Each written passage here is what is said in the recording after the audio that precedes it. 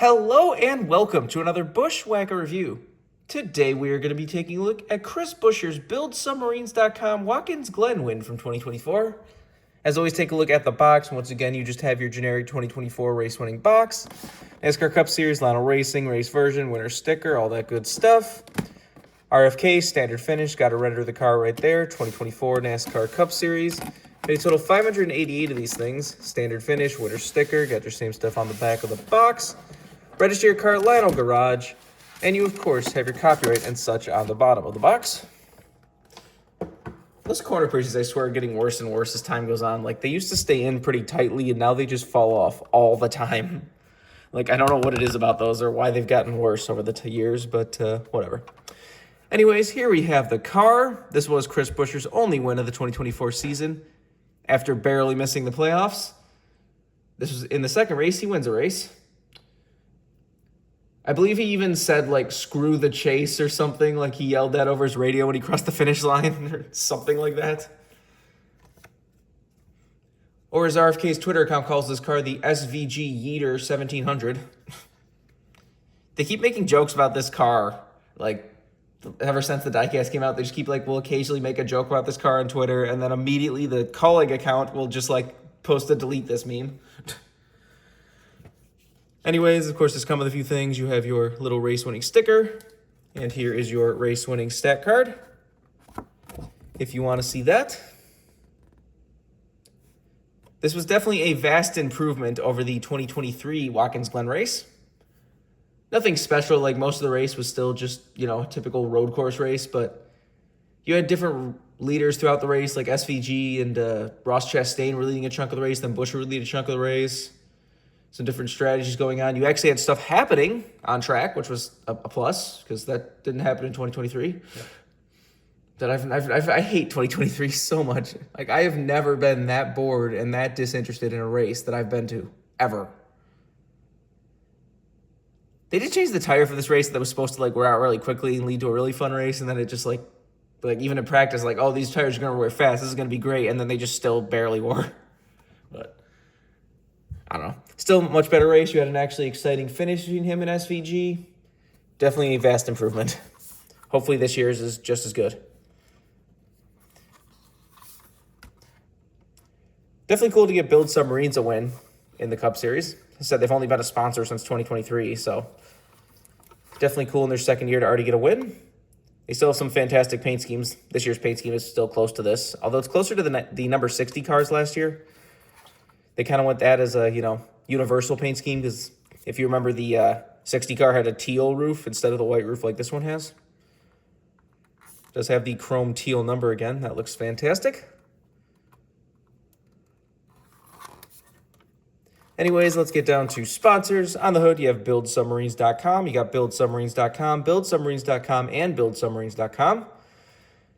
Got Ford Mustang, number 17, and RFK. Got BuildSubmarines.com on the side of the car. Got Fifth Third Bank. Front of the rear wheel, you got Fastenal, Roush, Fenway, Keselowski Racing, Mac Tools, International, Tulips, Syspro, Siemens, Faro, and Ford Performance. Does have the carbon fiber pattern on the splitter and side skirt and everything. I don't know why that keeps going back and forth. They put this on the diecast or not. Nothing on the C post. On the B post, you have Ford and Castrol Edge. Got your one winner sticker from this race. Got Chris Buescher with Texas right there. Typical contingencies and such. Like I said, he was not in the playoffs, so this is one of the few cars that contended for the win. Well, actually, all the cars that contended for the win were in the playoffs. As it was him, Ross Chastain, SVG, and then even Carson Hocevar contended for the win. And none of them were in the playoffs. Anyways, on the back, you got BuildSubmarines.com, RFK, Ford, Michigan license plate, number 17. Got Blue Forge Alliance on the deck lid with Build Submarines again on the roof. This is number 259. Does have the BuildSubmarines.com roof camera logos as well. And the right side fuel port being Watkins Glen. Got your typical contingencies and such down the side. Let's take a look under the hood. Come on, you can do it. There you go. Got Powered by Ford under there, BuildSubmarines.com. There's the engine detail if you want to see that. Obviously no deck lid. The roof flaps, of course, do open. And there's the inner side of the car if you want to see that. This does have the cutout kind of left rear tire being flat. if you're into that. Some people love it. Some people absolutely hate that for some reason. I think it's a nice detail. Whatever. Anyways, let's get down to damage. You see on the front, he does have a few marks and stuff. That's probably where he hit SVG right there. I don't know if he hit him like coming out of the bus stop and like punted him up the track with the left front. So even that mark could very well be from him, but it might have been from something earlier. I don't remember. But you see, you got a nice big mark right there, right next to the chrome number. Little mark down there by the exhaust and everything. It's a white car. At least the back half of the car is white, so you can see tons of the dirt, grime, and rubber buildup and all that. Lettering's a little rubbed off of the tire. A few more marks and stuff. Does have the dirt and grime on the back again. I wonder if they're still going to print a right side fuel port on these cars now that the American ethanol thing's gone. Fifth Third Bank. I mean, they still do have, like, Roush has the, Roush has been putting, like, their sponsors on the car. Them and Trackhouse have both been having, like, where, like, their fuel cell things say, like, RFK and then Build Submarines, or Trackhouse is, like, Trackhouse and Busch Beer or whatever. So maybe they'll still put them on. We haven't really gotten many RFK diecasts this year. Like, they finally just made a Kroger car. They're offering his Cinnamon Toast Crunch car. Finally, we get another Kroger car. People have been begging for Kroger cars the whole time, and now they just finally offered one again. Anyways, back to the damage. See the right rear is scuffed up around the Fifth Third Bank logo. Has a little triangle. I guess that's the radar still. I think they used to have radar in the pillars or whatever they call those. You see the right front is also marked up a little bit. Looks like you got into somebody a couple times. A few little marks and stuff. Does have the windshield wiper on the window as well. And has a very weird piece of, like, is that rubber? Is that just a long string of rubber? Why is it on the roof? Did somebody, like, pick it up and just toss it on the roof? I've never seen anything like that on a race version. But it looks like it's, like, a piece of rubber. So, like, you can kind of see right there. Like, it looks like rubber. I've never seen anything like that.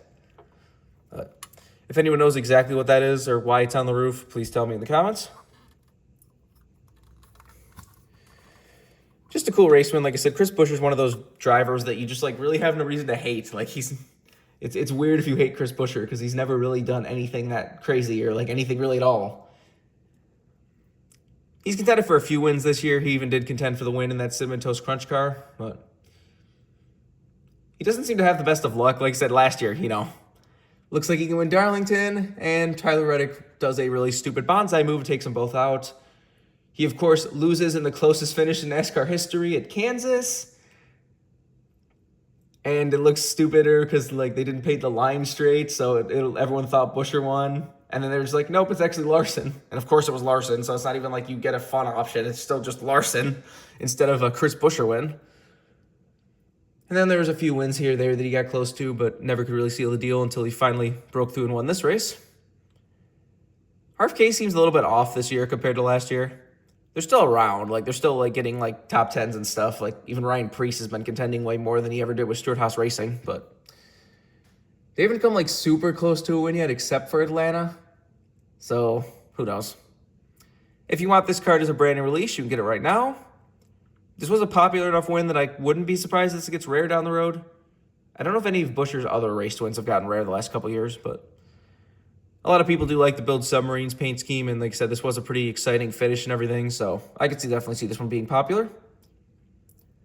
Remember, for all of your diecast needs, you can go to circlebdiecast.com, and if you use the code BWhack, you can get $5 off shipping on any order over $30.